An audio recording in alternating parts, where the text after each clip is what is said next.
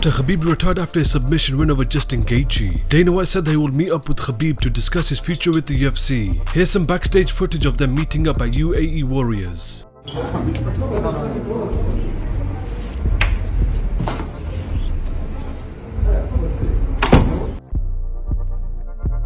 Jon Jones recently explained why he's not worried about cardio ahead of his UFC heavyweight debut. A fan sent him a tweet saying, "Are you not worried about cardio with the added mass?" Jon Jones responded back saying, "No, I'm not worried about cardio. I hold myself to a very high standard, a la heavyweight standard. Some of these guys may be stronger, but they can't possibly push as hard as I can. I have been able to outwork literally every light heavyweight. I'll do the same at heavy. It's called heart." Tony Ferguson is still not happy about Khabib pulling out of both of his fights. He posted this on his Twitter saying, UFC 209 Fathead pulled out a day before the interim title fight. He did not make the weigh-ins due to his manager not following UFC protocol. We were offered a different opponent at same weight, different pay and no interim title. He followed up with, "Take off your glasses. I measured my takedowns multiple times on good old Fathead with the belt he kicked. He was very angry, crew. #ankle pick." A 3-round featherweight bout between Dan Ige vs Ryan Hall has been targeted for UFC card on March 13th. Dan Ige is coming off a unanimous decision loss to Calvin Kattar, and Ryan Hall is coming off a unanimous decision win over Darren Elkins. Conor McGregor, in a recent interview with the Mac Live, spoke on Khabib retiring.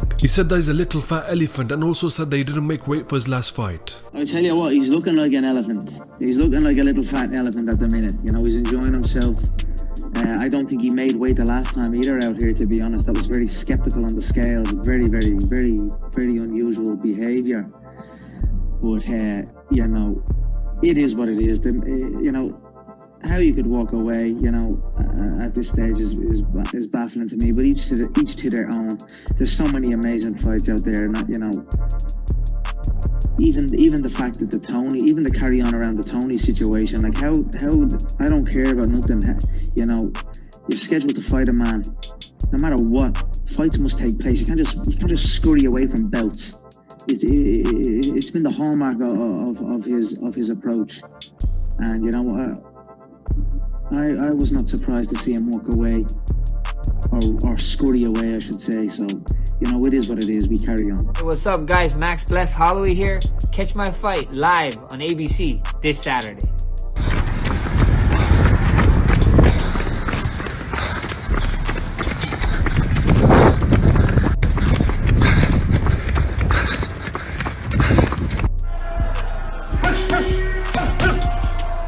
After our 48-hour quarantine period here at Fight Island, we're free! Free now. Free!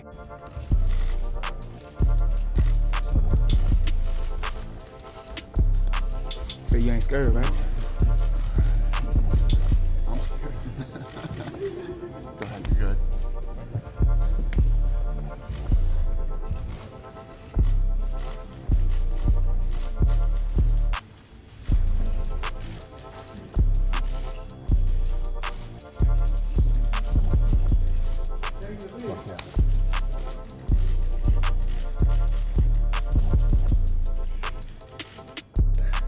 Abu Dhabi does it again. Got the who that. Got me a Connect 4 board. Y'all know I'm the champ at this. Got my basketball, everything I love. Thank you guys again. They're not done. Look at these guys as I move. Hole in one. Hole in one. It's cooking. Putting green in the bathroom.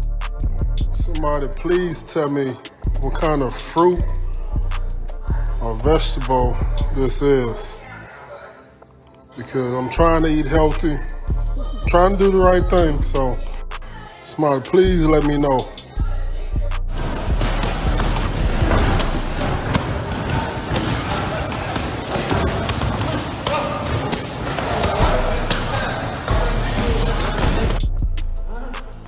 Wow, handsome fella. I think, Mike, what do you think about Gilbert? Coming soon. Coming soon. Coming there, and then you make your black belt dance. You know, when you don't know how to dance, just make a black belt dance. Make your black belt dance. All right, check this out. I remember answering some questions for this kid that was doing an assignment, and he ended up doing a UFC magazine, not called Knockout. He's got everything there. He's done an unreal job. Very good. Here's the contents. I'll quickly go through it. There he is, the little champ right there.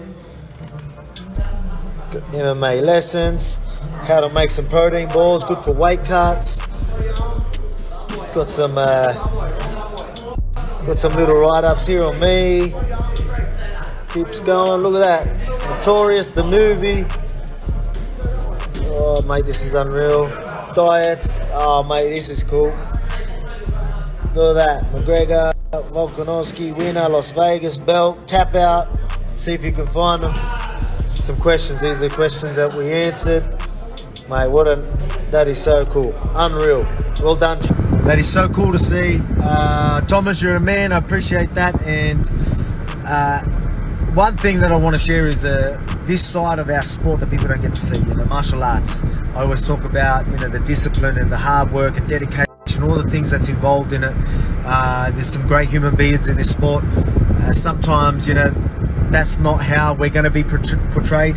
Obviously, it's a business, and there's trash talking, there's all that sort of stuff, and that's what people recognize and people see. But there's a whole different side that people don't see, and but I'm sure people do understand. And it's good to see that there's kids that will look up to whether it is myself or UFC fighters or the sport in general, and parents, happy that their kids are looking up to UFC fighters and doing things like this, assignments like this. It's pretty cool. So thanks, my man. Appreciate it. Means a lot. You did a great job too. All right, so we do a lot of essays now on these UFC telecasts, and it's always an honor to get the opportunity to voice one of them. I don't always write them. I wrote one for Daniel Cormier in the past, if memory serves. But when they call my number, I try to answer the bell. So I'm writing one for Michael Chandler right now, and thought you might like the insight into how it goes. There is a new UFC lightweight, a new UFC lightweight contender. Contender, you may say? He's never fought in the UFC. Contender.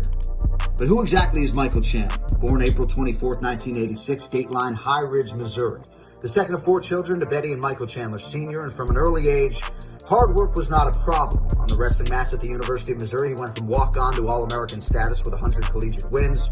Shortly thereafter, he hung up the singlet and made a quick pivot to MMA, where he has realized tremendous success. You can talk about the power, the cardio, the willingness to engage, the versatility and finishes. But most will eventually settle on the pavement and how damn hard he hits it. The work ethic has long been unchartable. Outside the octagon, he appears to have even more to offer, doting husband and father with a smile that is omnipresent and unmistakably his. His adopted son, Hap, named after former Mizzou wrestling coach Hap Whitney, is the light of his world. And now with major titles mantled at home, it is the sport's ultimate prize he craves, but more than the belt, the chance to prove he can hang with the UFC's best in what is widely regarded as the toughest division in mixed martial arts. So tonight on a huge platform, opportunity knocks for a special man, a special fighter who has come to personify 2 words: professional athlete. And to quote the man himself, see you at the top.